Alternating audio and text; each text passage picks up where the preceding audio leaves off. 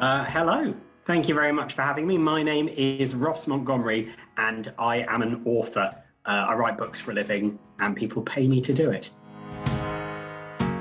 When lockdown started and I was spending a lot more time inside my flat, I'd actually just about started my next book. So I had lots of work to be getting on with, and I was just cracking on with my newest story. It's probably not going to be out until this time next year, which is a bit of a strange thing that happens in the world of publishing. But yeah, I've just been beavering away on my story and hoping that it turns out okay. There's no one thing that inspires my imagination. I think one of the challenges that I've found, and I know that a lot of people will find from the last few months, is that I've usually gotten most of my imaginative ideas by going for walks outside and seeing what kind of things that I find. And being indoors all day has meant that's been a little bit more tricky.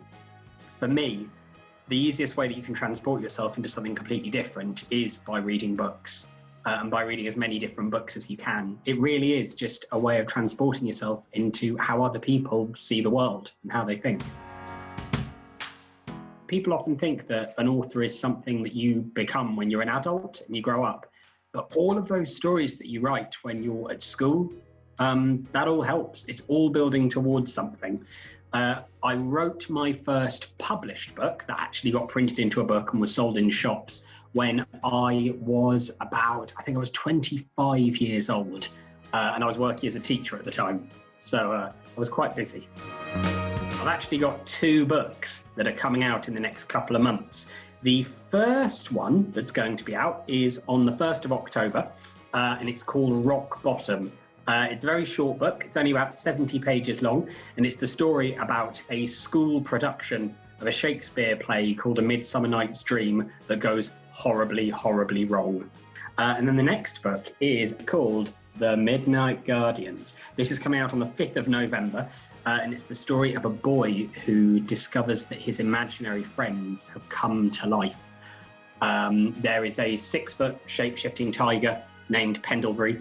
There is a badger in a waistcoat called Mr. Noakes, who's got a very good sense of smell. And there is a knight in shining armour called the King of Rogues, who's very courageous but sort of constantly starts arguments.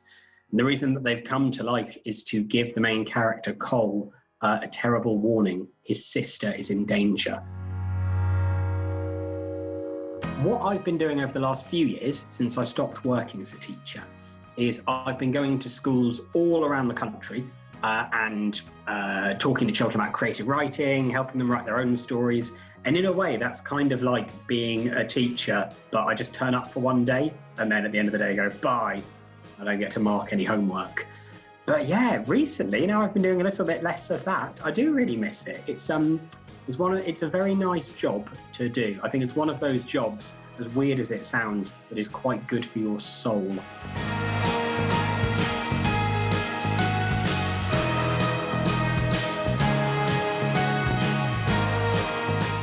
I was very lucky that when I was much younger, I used to get to go on holidays to Cornwall, as I know lots of people in Britain do.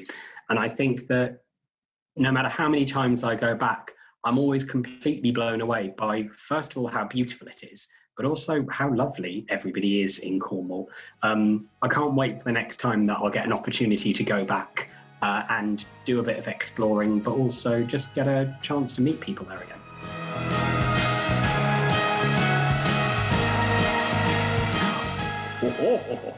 Now I get to be like a teacher again. This is brilliant. All right, a creative task. I was thinking, because the book that I mentioned earlier, The Midnight Guardians, is the story about a boy whose imaginary friends come to life. I thought I'd set you a challenge that's tied with it. Your challenge is this. I want you to create your own imaginary friend. It could be that you had one when you were younger, and this is a chance for you to actually get them out, draw a picture of them. If you want to just create your own, go for it. Think about what kind of imaginary friend you want to make. Do you want to make them silly and funny? Do you want to make them magical and enchanting and powerful? Or do you want to maybe create a terrifying imaginary friend? Not really the right word, is it? Probably enemy. I would like you to design that creature, and then the biggest part of the challenge is this. I want you to label every single part of your imaginary creature. And what you'll have to do is really think about the vocabulary that you're using. If you've got a silly, funny imaginary creature, you're going to have to make sure that the words that you use to describe it are silly and funny.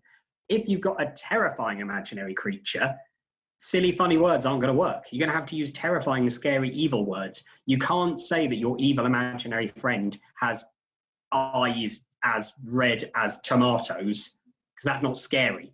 You'll have to think of another simile that's going to work. Maybe compare your evil imaginary creature's eyes to something red that sounds scary and dangerous. This is a really important trick with writing. It's not just about choosing words, it's about choosing words that fit the mood you want your characters to have. Good luck. I would be particularly interested to see some examples of the work that you create. So if anybody is interested, you can send your work, your imaginary friends, the amazing descriptive writing that you've made, to the North Cornwall Book Festival, where they are itching to see what you've made.